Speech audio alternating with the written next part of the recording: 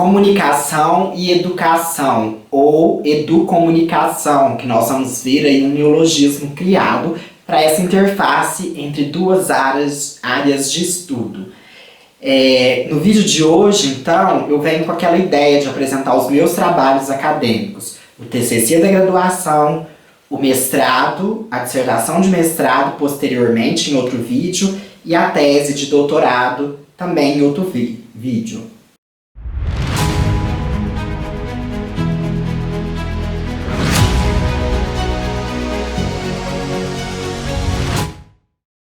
No vídeo de hoje eu venho com aquela ideia de apresentar os meus trabalhos acadêmicos, o TCC da graduação, num vídeo posterior a dissertação de mestrado e num vídeo posterior a tese de doutorado. Então no vídeo de hoje eu vou falar a respeito do meu TCC de graduação, mas enfocando na relação comunicação e educação.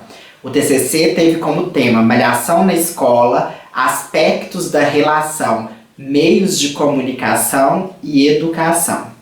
A proposta aqui é a gente desenvolver uma temática muito cara também aos estudos de linguagem, como é o foco desse canal, que é a relação da comunicação e educação.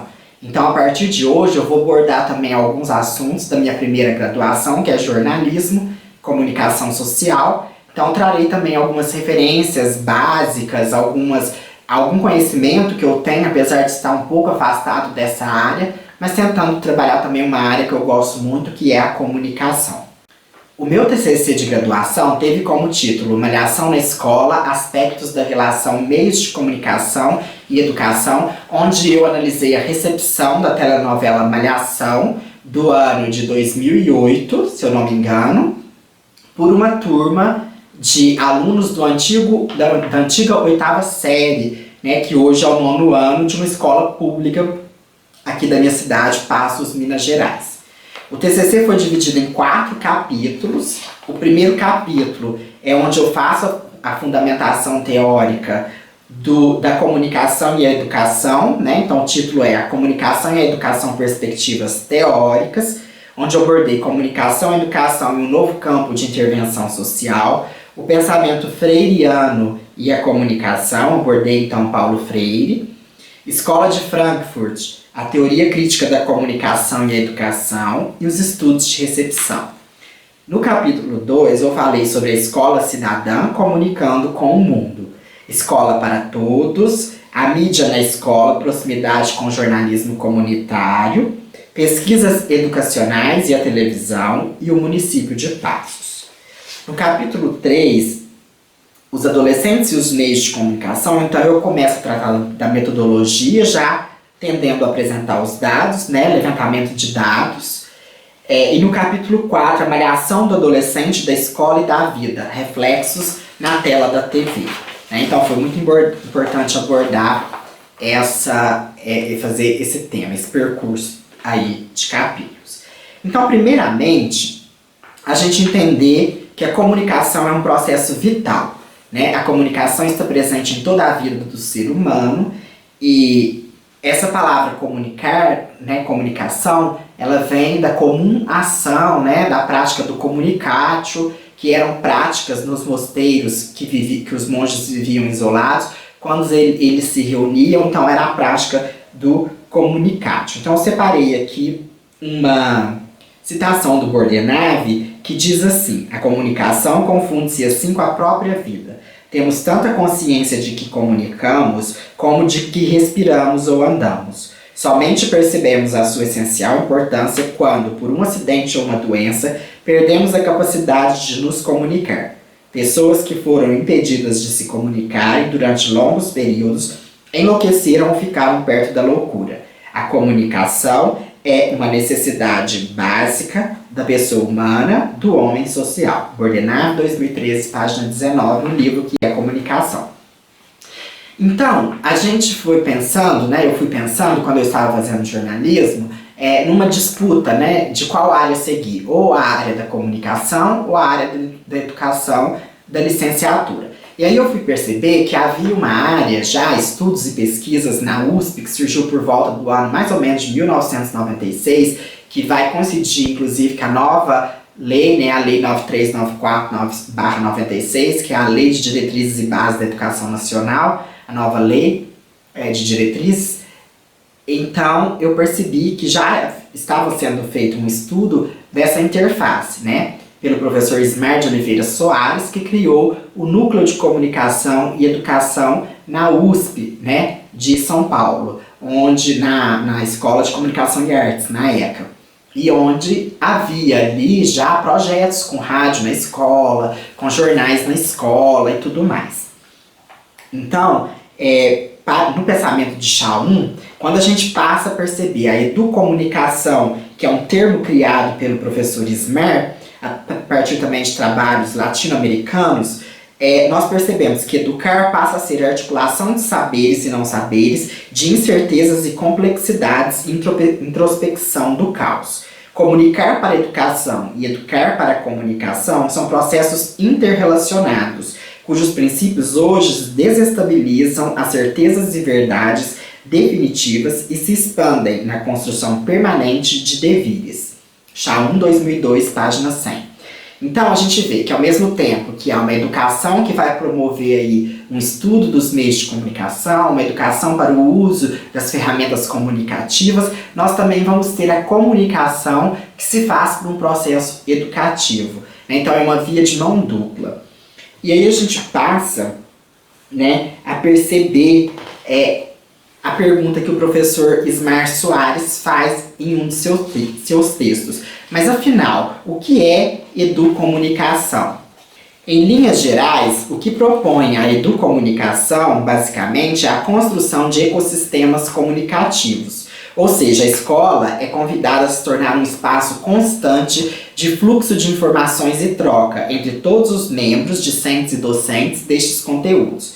Todos os meios de comunicação transmitem uma enorme quantidade de informação que gera influências diferentes no indivíduo, né?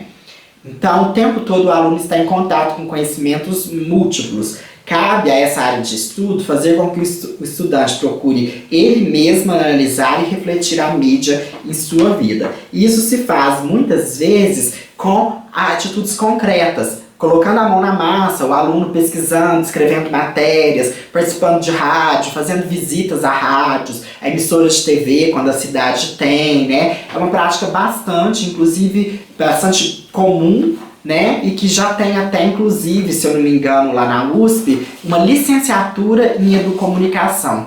E muitas pós-graduações surgindo nessa área, né? Aqui no Instituto Federal da minha cidade, tem a pós à distância em mídias e educação. Inclusive, eu já participei de algumas bancas de TCC de lá. Então, eu fiz também uma percepção do pensamento de Paulo Freire, que é uma participação, uma educação dialógica, participativa, né, em que o educando constrói o seu conhecimento através da realidade em que ele vive. Então, isso é muito importante quando a gente vai perceber essa relação da comunicação e educação. Eu vejo que essa interface tem muito da prática freiriana embutida nela, né? Inclusive, eu recebi livros, né, do professor Moacir Gadotti, que é seguidor do Paulo Freire, e depois no final eu vou também indicar esses livros para quem queira ter uma base de material a respeito dessa área. Para construir a fundamentação teórica, eu também usei a Escola de Frankfurt, né, que faz uma crítica aos meios de comunicação enquanto propagadores de uma ideologia dominante, né? Então, digamos assim, a tônica principal da teoria crítica da comunicação gira em torno da crítica à racionalidade técnica. O conceito de indústria cultural começa a ser difundido. Os frankfurtianos observam que no mundo moderno tudo é transformado em mercadoria, e a aura, o sublime do pensamento humano, perde-se ao acaso. Tudo chega pronto ao receptor. Ele não tem tempo de respirar, de formular a sua reflexão. Então, resgatamos Freire no sentido da problematização. Os meios hoje oferecem mais objetos de estereótipo e modelos de vida do que oportunidades de discussão e reflexão. E aí, quando o professor faz uso dessa prática educomunicativa, ele vai desenvolver essa reflexão, né, além da mercadoria.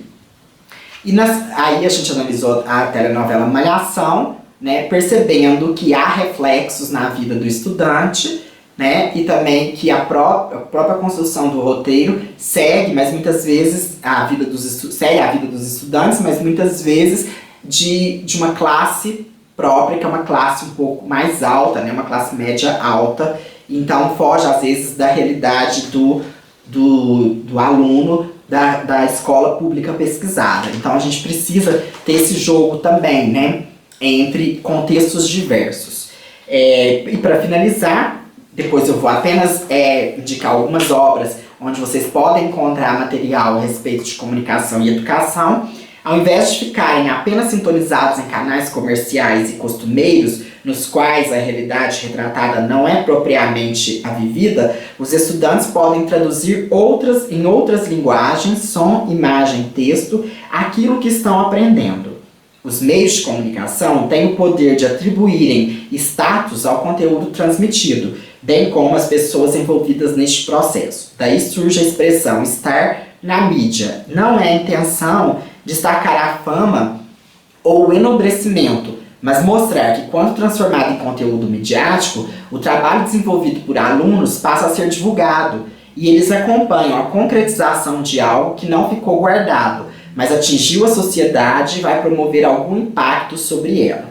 O estudante passa a ser também instigador de temas geradores salientados por Paulo Freire. Isso é um pensamento que eu desenvolvi na página 35 do meu TCC. Então eu vejo que assim, quando eu faço essa reflexão, é para mostrar que quando o estudante produz um jornal, ou ele produz um programinha de TV, ou uma rádio, os blogs na internet, hoje tem possibilidades múltiplas, ele começa a sair da posição de receptor e ele vai para a posição mais atuante, mais enfática de emissor. Então ele faz esse intercâmbio, né, trabalhando como produtor de mídia também. E isso aumenta o desenvolvimento de aprendizagem deste estudante. E comentando um pouquinho dentro dos trabalhos que eu já fiz um jornal numa escola aqui de Passos e já desenvolvi diversas oficinas de comunicação de jornalismo na escola, né, que eu chamava. Então eu tenho bastante já prática de trabalhar esse conteúdo. Então se alguém quiser trocar alguma ideia, ou mesmo que tenha algum trabalho para desenvolver, pode entrar em contato comigo no e-mail que eu deixo ao final do vídeo. Outra coisa também é que eu não sei se o TCC está disponível online. Então se alguém quiser também se sentir interessado, eu posso mandar o PDF para a leitura. A título de referencial bibliográfico básico, eu vou mostrar alguns livros, lembrando, deixando claro que é um referencial básico. Há muitas outras pesquisas que podem ser conferidas, inclusive um mecanismo bom para essas pesquisas é o site da Intercom, né, que é a Sociedade dos Estudos Interdisciplinares de Comunicação. O primeiro é Educomunicação, Reflexões e Princípios, da Ângela Chaun, pela editora Mauá de FAPESB. O outro é Mídia e Educação, da Maria da Graça Seton, pela editora Contexto. Do professor Moacir Gadotti, que eu citei, que é o seguidor do professor Paulo Freire. O Jornal na Escola e a Formação de Leitores, pela Liber Livros. Aqui eu tenho 2 livros que são da área de análise do discurso, linguística aplicada principalmente, e eu acho bastante interessante para quem quer trabalhar nesse viés. Redes Sociais e Ensino de Línguas, o que temos de aprender, organizado pelo Júlio Araújo e pelo Wilson Lefa. E Tecnologias para Aprender, organizado pela professora Carla Viana Coscarelli, que tem bastante pesquisas nessa área. Então, salientando, se alguém tiver alguma discussão a fazer, o e-mail é intertextopassos@gmail.com. Não deixe de se inscrever, dar o seu like, comunique aos seus amigos, se inscreva, chame eles para se inscrever. Nossa meta é atingir 2.000 inscritos ainda em 2020. Conto com você!